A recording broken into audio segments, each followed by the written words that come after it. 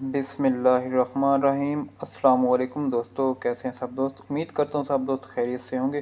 تو دوستو، آج کی ویڈیو میں ہم قائد اعظم کی سیاسی زندگی کے بارے میں بات کریں گے۔ تو ہم آ جاتے ہیں اپنی ویڈیو کی طرف۔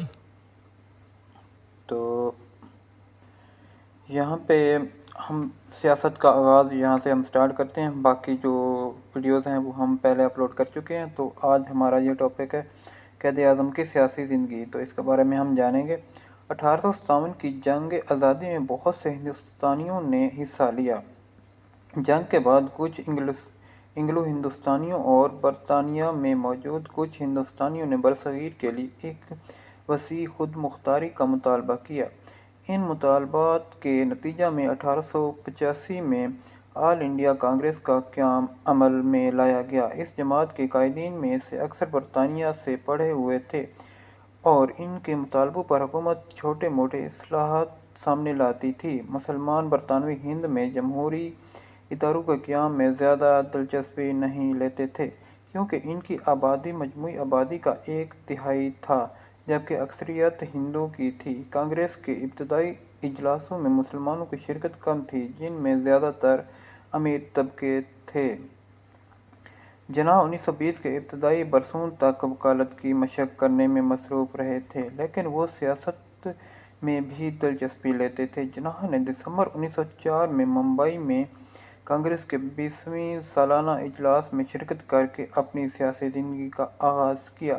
ان کا شمار کانگریس کے ان ارکان میں ہوتا تھا جو ہندو مسلم اتحاد کے حامی اور جدید خیالات کے مالک تھے۔ ان میں مہتا ناروجی اور گوپال کرشنا گوکھالے شامل تھے۔ ان ارکان کے خیالات کی مخالفت کرنے والوں میں تلک اور لالا لاجپت رائے شامل تھے، جو آزادی کے لیے سریع رفتار عمل کے حامی تھے۔ 1906 میں مسلمان رہنما، جن میں آغا خان سوم شامل تھے، نے گورنر جنرل ہند لارڈ منٹو سے ملاقات کی اور انہیں اپنی وفاداری کا یقین دلا کر ان سے دریافت کیا کہ آیا ان سیاسی اصلاحات میں انہیں بے رحم اکثریت ہندوؤں سے بچایا جائے گا۔ اس عمل سے اختلاف کرتے ہوئے جناح نے گجراتی اخبار کی مدیر کو خط لکھا کہ یہ مسلمان رہنما کس طرح مسلمانوں کی قیادت کر رہے ہیں، حالانکہ مسلمانوں نے انہیں نہ منتخب کیا ہے بلکہ یہ اپنی تعین ہی رہنما بن بیٹھے ہیں۔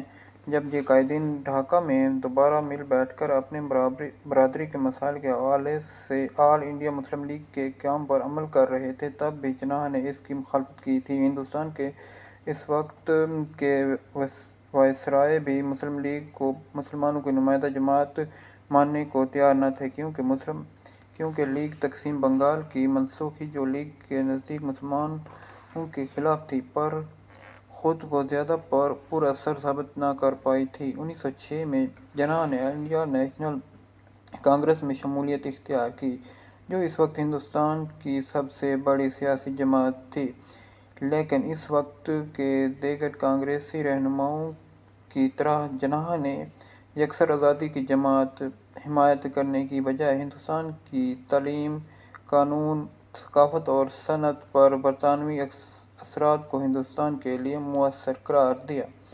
جناح